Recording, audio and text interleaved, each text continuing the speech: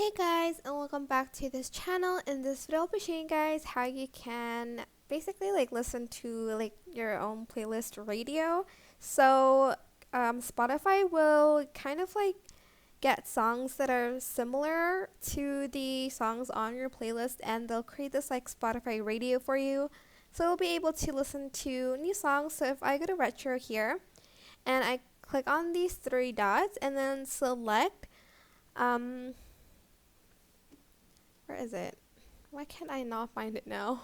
Hold on. You can. Oh, it's there. It's on the first, like, it's on the second one, second row.